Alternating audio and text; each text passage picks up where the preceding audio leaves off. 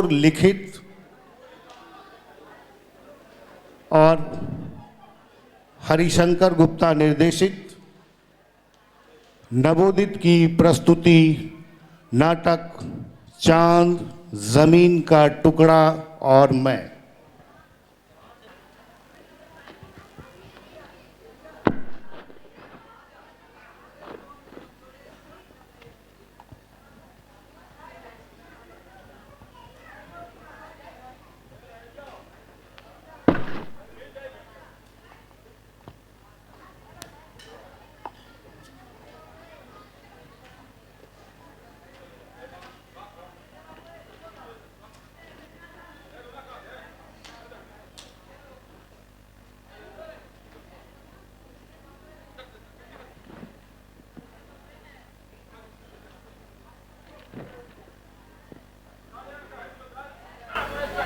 Mummy पानी ला रही हूँ। इस जन्म में ले आओगी? पिछले 1 घंटे से चीख रही हूँ मैं। उठकर ले नहीं सकती तू? तेरे सुंदर सुंदर नहीं वो क्या कहते हैं, हाँ हसीन हसीन 5-8 कदम चल नहीं सकते, मैले हो जाएंगे शायद। हाँ हो जाएंगे मैले, तुम्हें उसे क्या? नहीं चाहिए मुझे तुम्हारा पानी और तुम्हारा कुछ भी। ये हवाला है उस चिट्ठी का जो विनीत ने लिखा था लगभग 1 साल पहले, जब अभिषेक ऊटी से आया, लगभग उसी समय। बहुत दिनों बाद मिले थे, इसलिए मैं अभिषेक के साथ काफी घूम रही थी। उस दिन जब मैं लंबी राइड के बाद घर लौटी तो विनीत का वो चमचा बाहर ही खड़ा था। विनीत भाई ने दिया, अकेले में पढ़ना। क्यों? आप उनको मालूम नहीं? बोला लाइफ का फर्स्ट लव लेटर है, बोलने को गलती होने से माइंड नहीं करने का, लेकिन उसका प्रेम बिल्कुल सच्चा है। बोला मैं नहीं लेती यार, इसे वापस ले जाओ और कहना। नहीं, इससे क्या कहना, कल कॉलेज में विनीत को ही वापस कर दूंगी मैं। और मैं चिट्ठी लेकर आगे बढ़ गई। ये मुझे कहां पता था, मम्मी टेरेस पर खड़ी सारा तमाशा देख रही थी। मम्मी की आंखें दूर से पीछा करती हुई मेरे कमरे तक आई और मेरे हाथ में दबी चिट्ठी के साथ भीतर प्रवेश कर गई। बच्ची, तेरे हाथ में क्या है? जरा इधर तो लाना। हाँ अभी आती हूँ। मैं अभी तय कर पाती करना क्या है, तब तक मम्मी धमक चुकी थी। उसने खींच कर मेरे हाथ से चिट्ठी ले ली और विजयी भाव से मेरी तरफ देखा। पल भर में सब कुछ कैसे बदल गया। एक शिकार अचानक मानो शिकारी में बदल गया। जिस चिट्ठी को लेने से मुझे सख्त ऐतराज था, उसका बचाव मुझे उतना ही जरूरी लगने लग गया जितना खुद का अपना बचाव। मैंने मम्मी से खूब झगड़ा किया। ये मेरा पर्सनल मामला है मम्मी, तुम्हें बीच में पड़ने की कोई जरूरत नहीं। अच्छा पर्सनल कर, तू किसी से मुंह काला करवा कर आना और उसे ही पर्सनल बना कर दे।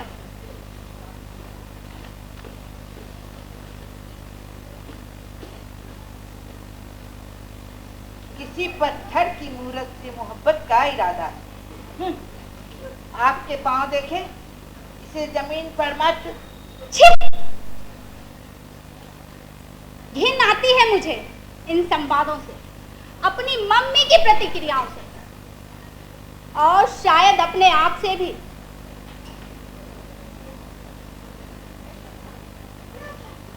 शाम को पापा आए तब जाकर कुछ राहत मिली। जो बात मम्मी को दुनिया के अंत की सूचना लग रही थी, पापा को उतनी ही साधारण जितनी कि वह सचमुच थी।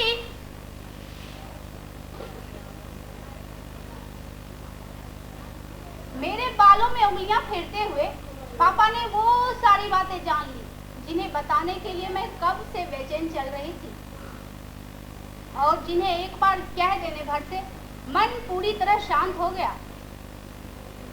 लेकिन आज पापा को भी क्या हो गया?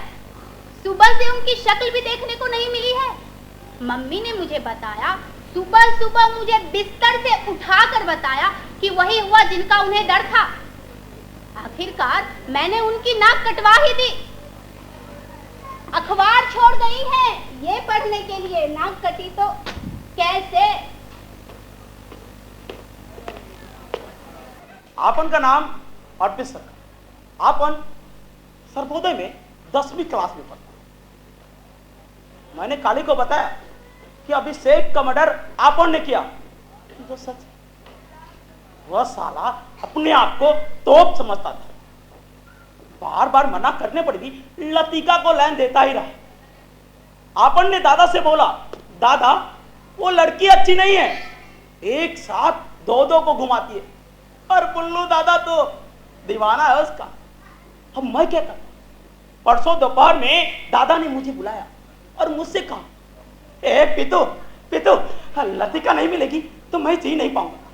तू चाहे मुझे मार डाल या अभिषेक को खत्म कर दे। मैंने दादा से बोला, एक पिस्तौल का बंदोबस्त कर दो, मैं उसे खत्म कर दूंगा। दादा ने बोला, कहा करेगा? मैंने कहा, जहां जी में आएगा वहीं मारूंगा उसे, इसमें इतना सोचने का क्या है? दादा ने बोला, बेवकूफ, मर्डर करनी है, कोई चने नहीं फांकना है। मैं तुझे एक अच्छा जगह बताता हूं। फिर दादा ने जो जगह बताया मैंने वहीं पे मारा उसे। फिर एक रोज उसे चिट्ठी दी जाती, मैं खुद उसे देकर आता हूं। पहले तो नखरे करती है, फिर रख लेती है, और बाद में चिट्ठी वापस कर दी जाती है दादा को। दादा खून का घुट पी कर रहता। फिर वो लड़की मिलना जुलना कम कर देती और एक नए मुल्ले को चारा डालने लगा। कैसा लगेगा? बर्दाश्त होगा? छी, घिन आती है मुझे। रोज मिलती है, घूमने जाती है, फिल्में देखती है, अपने पैसों से देखती है, किसी के बाप के पैसों से नहीं देखती। विनीत के साथ घूमने भर से मैं उसकी कोई प्राइवेट प्रॉपर्टी हो गई जैसे। गुस्सा तो अपने ऊपर भी आता है। कैसे कैसे लोगों से दोस्ती की मैंने। सन की, बेवकूफ, घमंडी और शायद खूनी भी। शायद क्या, इस बात में तो कोई शक ही नहीं कि अर्पित ने जो भी किया विनीत के कहने पर किया होगा। लेकिन इस कहानी में मैं कहां आती हूं? पापा का फोन आया था थोड़ी देर पहले। उन्होंने मुझे बताया इंस्पेक्टर आने वाला है मुझसे पूछताछ करने। मम्मी कहती है मेरी वजह से इस घर में वो सब कुछ हो रहा है जो किसी शरीफ इंसान के घर में कभी नहीं होता। पर मैं पूछती हूँ किया क्या है मैंने?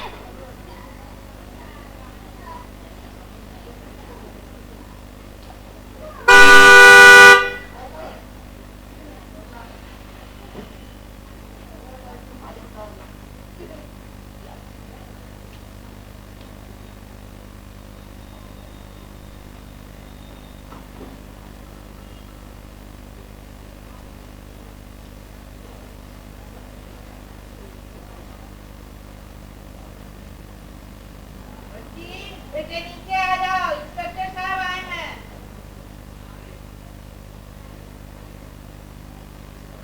मम्मी की आवाज है। गाड़ी आई, लगता है पापा है।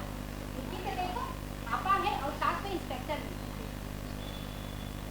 अभी मम्मी आएगी, भैंस सफेद, और उसे छुपाने की कोशिश में उत्तेजित और क्रुद्ध।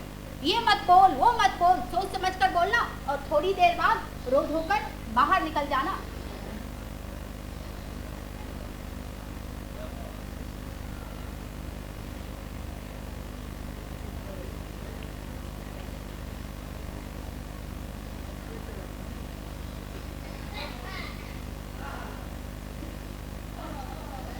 आप अभिषेक को जानती हैं?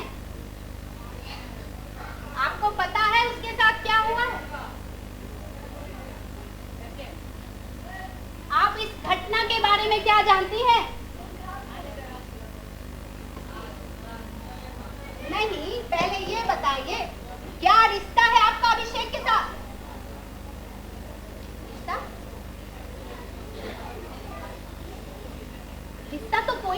देखा जाए तो मैं जानती हूँ उसको लंबे अरसे से।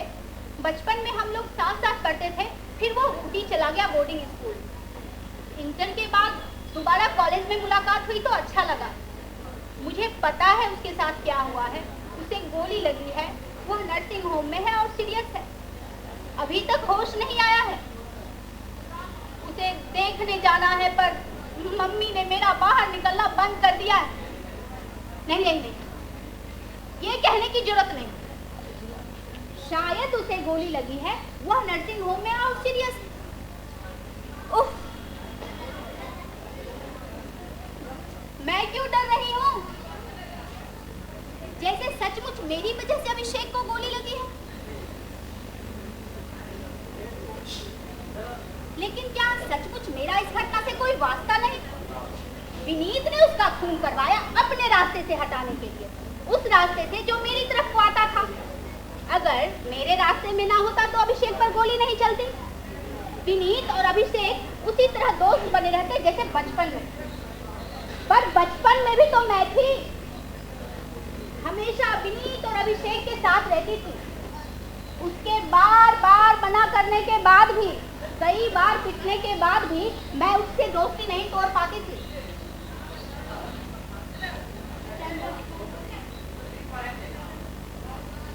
स्टैंडर्ड 2 या 3 की बात है।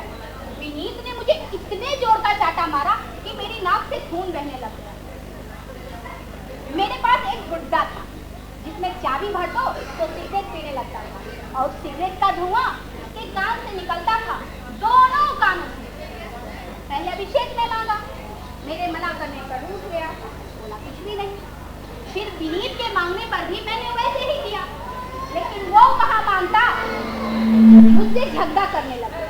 और जब हाथापाई में बात नहीं बनी तो मुझे खींच कर मारा। जोर का झंडा मेरे सिर में हुआ, भन की आवाज मेरे कानों में गूंज गई। और जब खून पर नजर पड़ी तब मुझे होश आया। डर के कारण मैं जोर जोर से रोने लगी। धत्ते, ये क्या सुनाने बैठ गई मैं आप लोगों को? सवाल है, क्या वास्ता है उस घटना से जो अभिषेक के साथ घटी है? सीधी सीधी बात कहूँ, यही वास्ता है कि मैं गाड़ी आई, लगता है पापा है, खिड़की से देखो।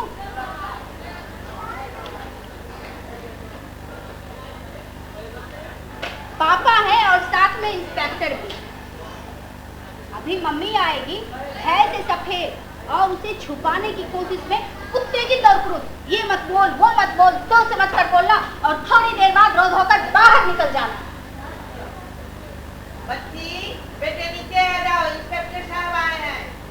मम्मी की आवाज है, इतनी शांत और ठंडी जैसे कुछ हुआ ही ना। पर मुझे पता है सतह के नीचे कितनी उथल पुथल है। अब सब कुछ मुझ पर निर्भर करता है, कितना बताना है, कितना छुपाना है, ये सब कुछ मेरे ऊपर।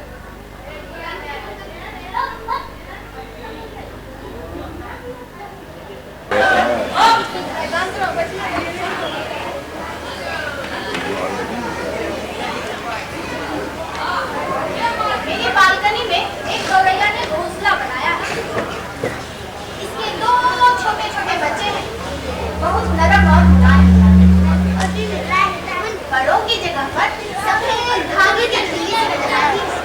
गौरैया अपनी चोंच में दाने लेकर धीरे से उनकी चोंच में डाल जाते हैं। बड़े प्यारे बच्चे हैं, कोमल कोमल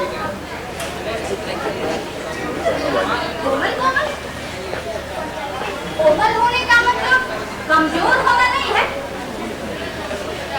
हो गया इंटरव्यू, इंटेरोगेशन। सारी तैयारी के बावजूद भी मैं उस इंस्पेक्टर के सामने जाते ही इस तरह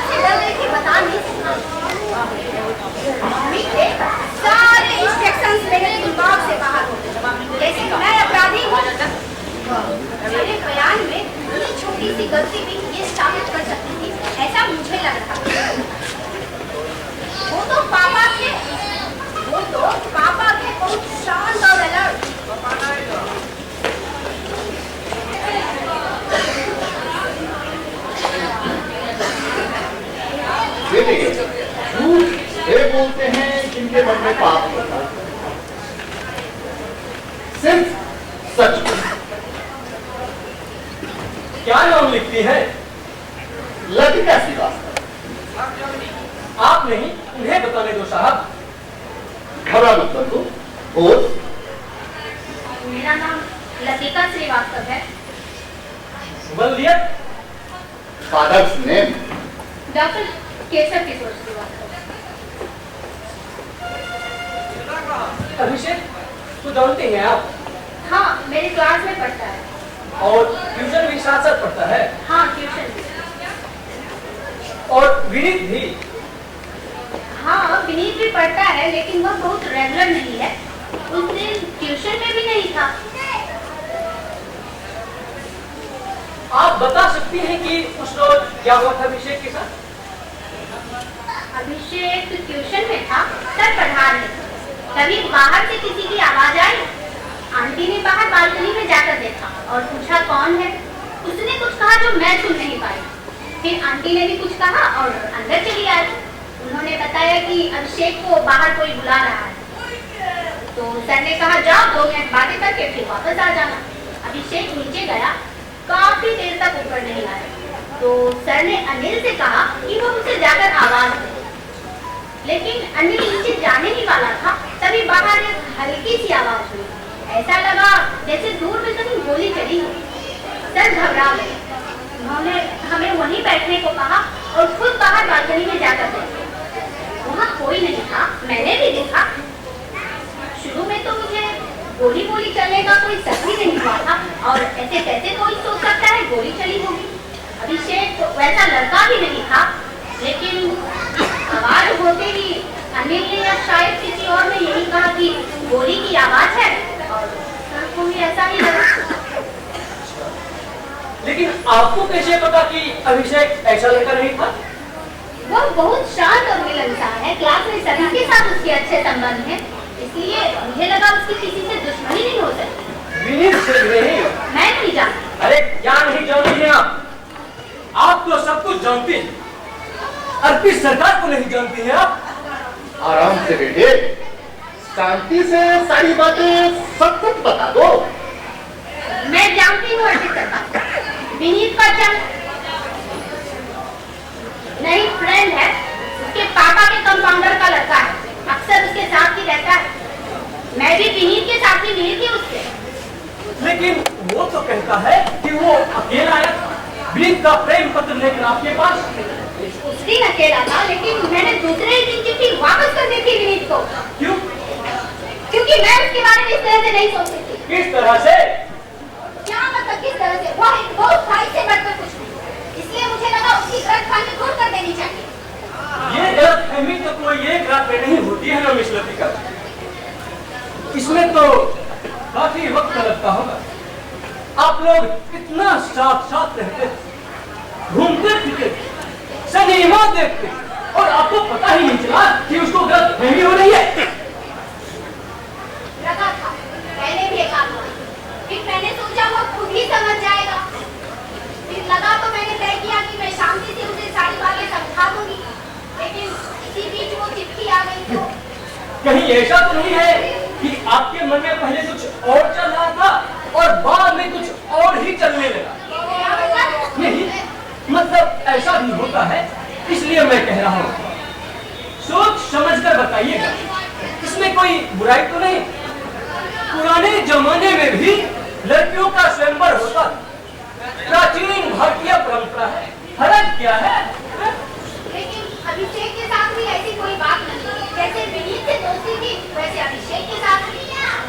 एक मिनट, आपको पता है आप क्या पूछ रहे हैं?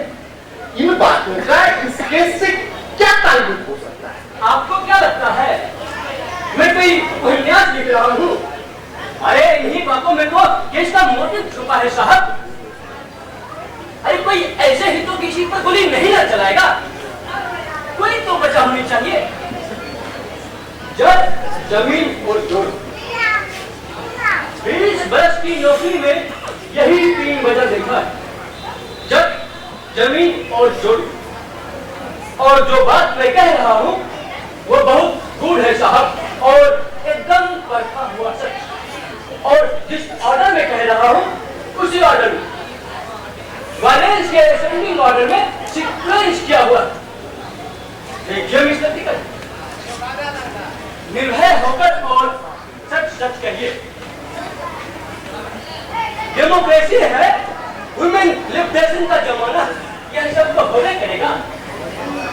जज और जमीन को लेकर झगड़ा होता है तो हम तुरंत उसका पोजीशन ले लेते हैं और जो झगड़े की जड़ में है तुरंत उस पर कब्जा।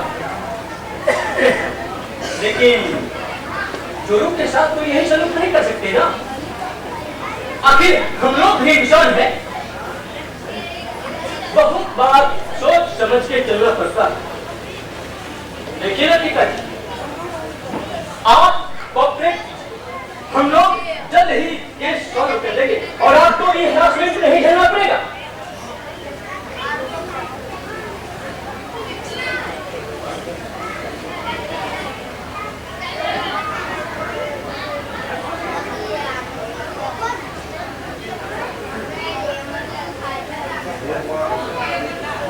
मुझे डर लग रहा है, इसके बोलने का मतलब क्या है? मैं कोई जमीन का टुकड़ा हूँ क्या? Disputed land.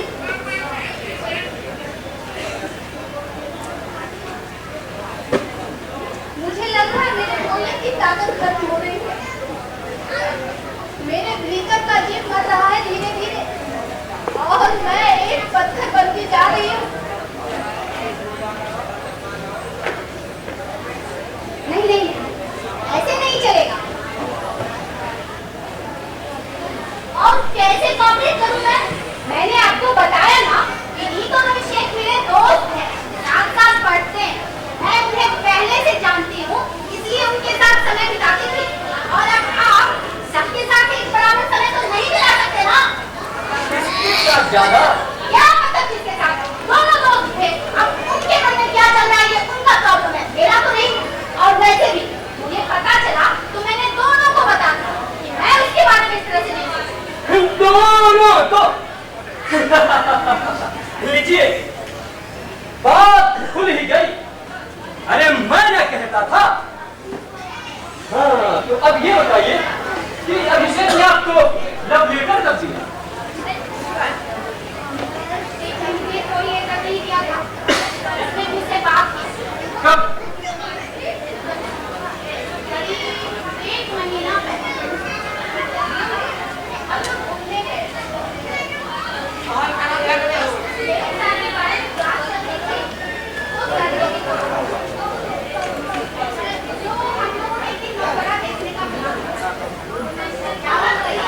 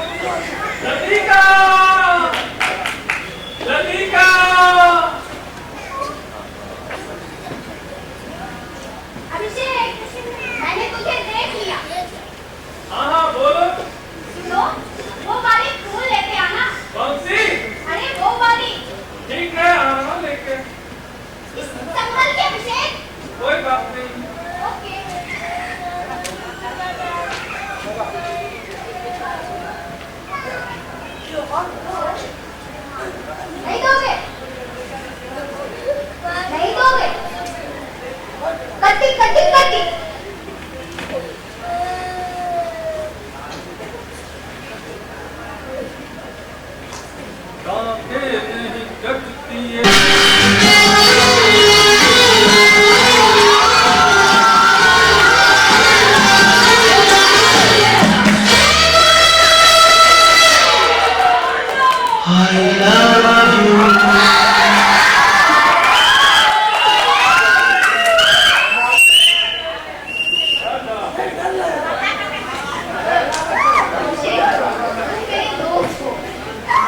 बस किसी और तरीके से नहीं देखा है तुम्हें। मैं थक जाती हूँ। क्या तुम दोनों गुरु से बात कर सकते हो? हाँ, बिल्कुल अच्छे। हम लोग दोस्त नहीं रह सकते। अब इन बातों को भूल जाओ और हम लोग घर चलते हैं।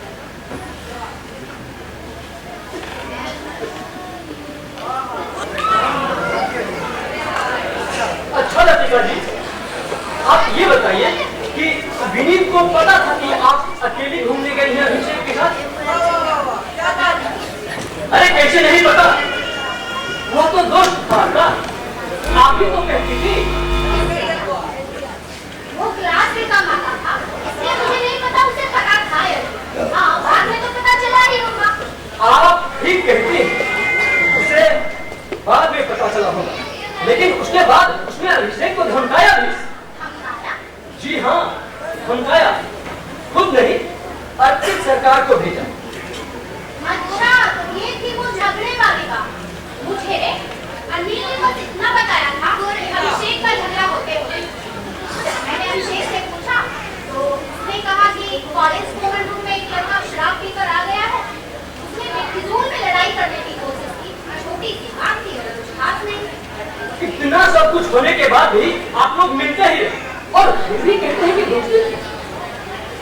इससे और वैसे भी अर्पित होता कौन है मेरा फैसला करने वाला? अर्पित नहीं जी, विनीत, वो अभी तो दोस्त ही था आपका। और था तो? अरे तो क्या, दोनों को रखा के रखने से ही हुआ नहीं ये सब। ऐसी बेहूदी बात कर रहे हैं आप। कह तो रही है कि उन दोनों लड़कों से इसकी दोस्ती थी का मतलब नहीं समझते हैं आप समझते हैं दोस्ती का मतलब? मर्द औरत में क्या दोस्ती हो सकती है भाई? है?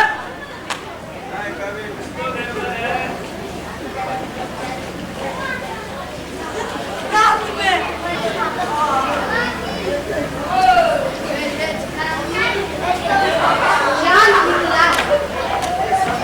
कितना प्यारा लगता है। हजारों साल से हम औरतों की तुलना इस चांद से होती रही है। चांद से सुंदर, चांद से प्यारा। अच्छा लगता होगा जब कोई प्रेमी अपनी प्रेमिका से कहता होगा ये सब। लड़के भी तो प्यारे होते हैं, उसे भी तो कहता होगा कोई चांद। पर उससे तो कोई ये भी नहीं पूछता होगा कि आपकी दोस्ती की लिमिट क्या थी।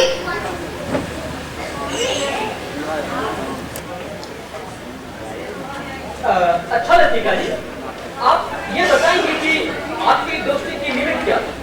मतलब किस हद तक जाते थे आप लोग? लिमिट बंद। अब आप जाइए। और हाँ, आगे अगर आपको पूछताछ करनी होगी तो आप पहले बता दीजिए, हमारा वकील बात करता है। और तू भी अब अपने कमरे में जा। अब किसी और से मिलने की कोई जरूरत नहीं। God knows what is in store for you.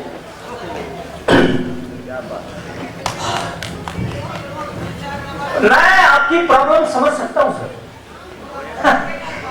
उन मास्टर्स ने फिजूल में बिटिया का नाम इतना उछाल दिया है कि, और ये अखबार वाले इन्हें तो बस सेंसेशन चाहिए होता है। रोजाना की रिपोर्ट का 1/4 से ज्यादा हिस्सा इस छोटी सी बच्ची के चरित्र के बारे में अनाप शनाप बातों से भरा पड़ा रहता है। इस लड़की के साथ वहां देखा गया, उसके साथ वहां घूम रही थी। घिन आती है इनकी मानसिकता से। आइए बैठिए। धन्यवाद, बहुत बहुत शुक्रिया। वैसे देखा जाए तो ये केस 307 का है। कंप्लीट कर case of attempt to murder, almost successful murder. बच्चा अभी भी कोमा में है और आप यूं समझ लीजिए कि आउट ऑफ डेंजर नहीं है। सो केस तो है इन्हीं तर्कित बनाम स्टेट का, पर मुझे भी हायर किया है शुक्ला साहब, बाली बाली कहते हैं मुझे, R.N. Bali. Nice to meet you mister Bali. धन्यवाद। देखिए मुझे बाहर निकलना है, क्या हम लोग सीधे सीधे काम की बात कर सकते हैं? हाँ बिल्कुल बिल्कुल, वही ना। अब देखिए, एक तो इतना ब्रुटल एक्ट और ऊपर से सिंपैथी लेने की कोशिश कर रहे हैं सर। ये इंस्पेक्टर भी उनके हाथ में बिक चुका है। अब तक कुल 5 लाख का ट्रांजैक्शन हो चुका है। अब ये साबित करेंगे कि लतिका का विनीत के साथ अफेयर था और बाद में अभिषेक आकर उसे उड़ा ले गया, तो जो कुछ भी हुआ वो फट लग गया। इससे हमारा केस थोड़ा कमजोर पड़ जाता है। हम एक काम करेंगे, हमें बस साबित ये करना है कि हालांकि विनीत लतिका के पीछे बहुत दिनों से पड़ा था, लेकिन हमारी लतिका का उसके साथ कोई संबंध नहीं। हाँ, इसमें साबित क्या करना है? यही सच, दोनों लड़के उसके क्लास में पढ़ते हैं, इनसे जान पहचान है, दोस्ती है, और क्या, इससे ज्यादा तो कुछ भी नहीं। एग्जैक्टली। पर थोड़ा डिफर करूंगा मैं। एक मामूली सा कानूनी नुक्ता है जिसे आपस में बैठ करके डिस्कस करके उसे फिक्स कर लेंगे। एक नॉवेल कॉज के लिए कहानी को थोड़ा सा ट्विस्ट करना पड़ेगा और फिर विद्या के नाम से एक FIR लॉन्च कर देंगे छान में। बस मैं नहीं समझ पा रहा हूँ आप कहना क्या चाहते हैं? अभी समझ में आ जाएगा। पहले जरा बिटिया को बुला लिया जाए। अंतु बेटे का इधर को आना।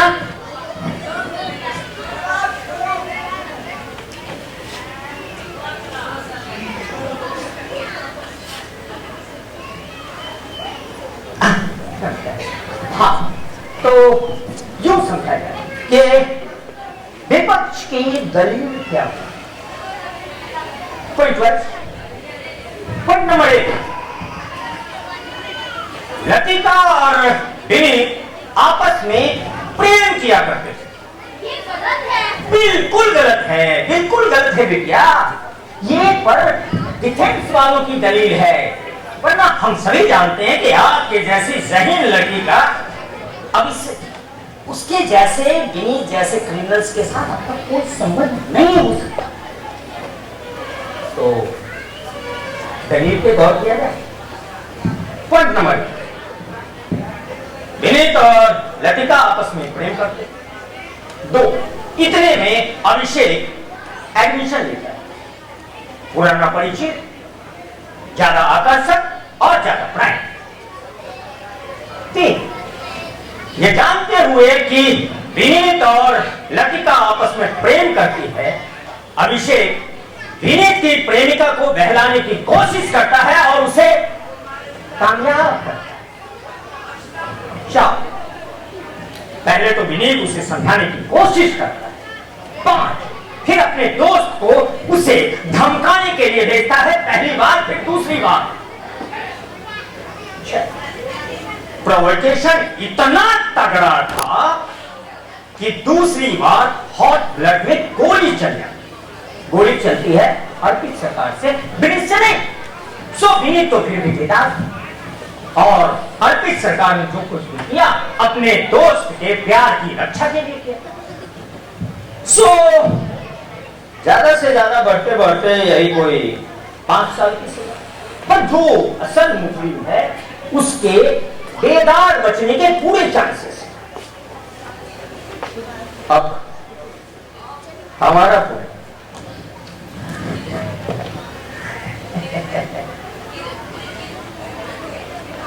ईंट दर ईंट जवाब दिया जाए। बाली बाली कहते हैं R.N. मालिक। लेकिन उससे पहले बिटिया से कहने वाला, बेटा आप और अभिषेक एक बार शेरशाह का मकबरा घूमने गए थे? बिल्कुल। तो सिर्फ आप दोनों ही थे या फिर और क्या इस बात की खबर विनीत को थी? हाँ, आपको पता भी कैसे होगा, लेकिन हम ये मान लेते हैं कि उसे खबर थी। अब हमारा पॉइंट देखा।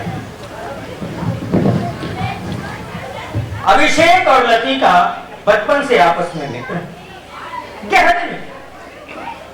विनीत साथ में पढ़ता था और लतिका को परेशान किया था। तो लंबे अरसे के बाद जब विनीत को यह खबर कि अभिषेक आया, वो घबराया। और जब अभिषेक आया तो पुरानी दोस्ती प्यार में बदल गई। ये बात विनीत को बर्दाश्त नहीं हुआ और वो लतिका को गाढ़े पकाड़े दिखाने। 30 तारीख की शाम जब लतिका और अभिषेक आपस में साथ होकर घूमने गए तो वहां विनीत अपने गुंडों के साथ आता। इरादा था किडनैपिंग और रेप, लेकिन अभिषेक की बहादुरी के कारण उसका इरादा कामयाब न हो सका। वो अपने मंसूबे पे फिसल हार कर लौटा हुआ विनीत मर्डर का एक फुल प्रूफ प्लान बना और उसे एक्जीक्यूट कर सका। क्या बकवास कर रहे हैं आप? यूं ही कम किस्से गढ़े जा रहे हैं इस मासूम के खिलाफ कि आप एक कहानी और गढ़े जा रहे हैं। For a noble cause, sir, इंसानियत की रक्षा का सवाल है। एक खूंखार मुजरिम को सजा दिलाने की बात है। इंसानियत की रक्षा हमेशा हम औरतों की देह पर चढ़कर होती है क्या? हमें ऐसे किस्से कहानियों से कोई मतलब नहीं। अब आप तस्वीर ले जा सकते हैं। मिस्टर श्रीवास्तव, आपकी बेटी की इज्जत बचाने का इसके अलावा कोई दूसरा रास्ता नहीं है। अरे कैसे डिफेंड करेगी वो? इसके साथ भी दोस्ती, उसके साथ भी दोस्ती। अरे कैसे अपने मुंह छुपाएंगे आप? अब आप चलेंगे यहां से। जी शुक्रिया। हम तो आए थे आपकी बेटी की इज्जत बचाने, और अगर आपको नहीं चाहिए तो नहीं बचाएंगे। I will see you in the court.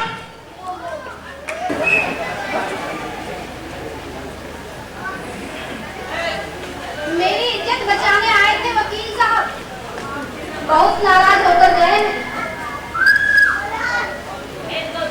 Mummy मुझे मेरे कमरे तक छोड़ने आ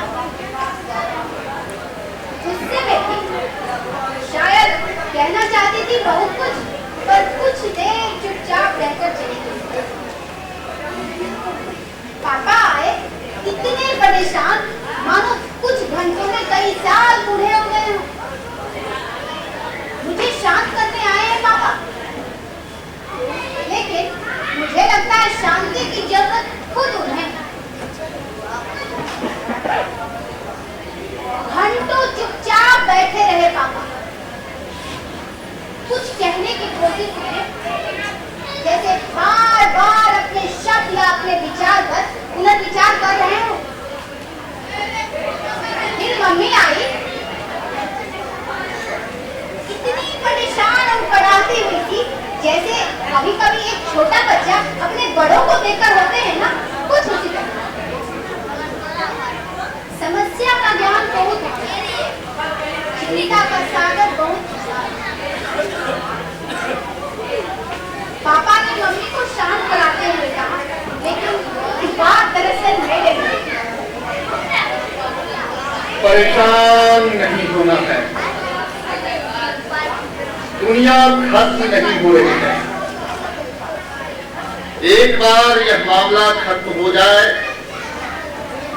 फिर हम लोग निकल लेंगे यहाँ से कहीं दूर किसी बड़े शहर में, वहीं है। क्या? यहाँ से चले जाएंगे? शहर छोड़ देंगे हमेशा के लिए? और कोई उपाय नहीं है बेटे। यहाँ रोज कोई इंस्पेक्टर या वकील आता रहेगा तुमसे इस केस के मुताल्लिक एक्सप्लेनेशन लेने। देखा नहीं वो वकील क्या कर रहा था? अब किस की जुबान बंद करेगा? और आज पूरा नहीं चाहिए तो डोंगे नजर से नहीं चलेगा। बच्ची को कैसे संभालती? नहीं रहने दो। अरे आप जाइए ना, बच्चों की तरह के चलने लगे।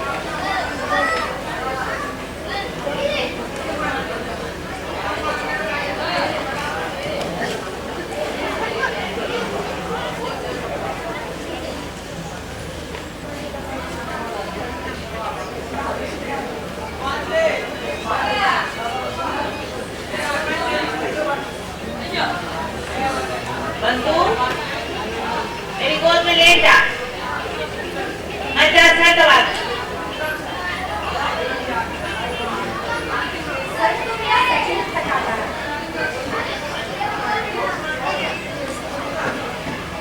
वो तो मुझे पापा बुलाता है। मम्मी तो बच्ची बच्ची कहती रहती। आज मम्मी पापा की भाषा क्यों बोल रही है? बेटा, पूरा मत मान। क्या है? आसान है बेटा।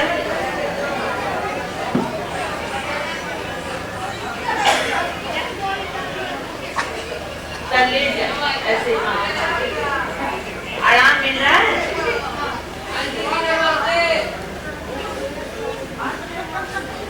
पूरा मत मान बेटा, तेरे भले की चिंता है मुझे। तेरे पापा को भी तेरी फिक्र खाई है, इसलिए पूछती हूँ। पूछो ना तो पूछती हूँ।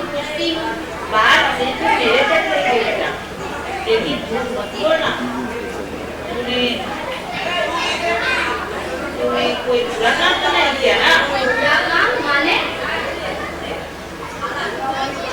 नहीं किया अभिषेक के साथ सोई तो नहीं ना कभी?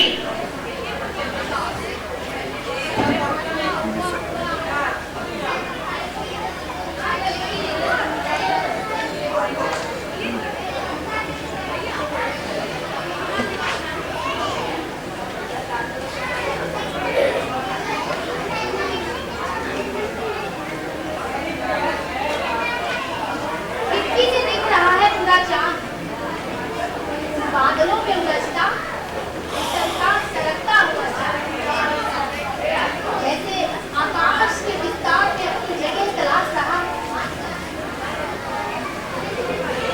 ये तूने क्या किया मम्मी? शहर छोड़कर औरों से तो भाग लेंगे मम्मी जी, लेकिन तुमसे भाग कर कहाँ जाऊंगी मैं? लेकिन मैं मम्मी से नहीं, पापा से पूछना चाहती हूँ। पापा,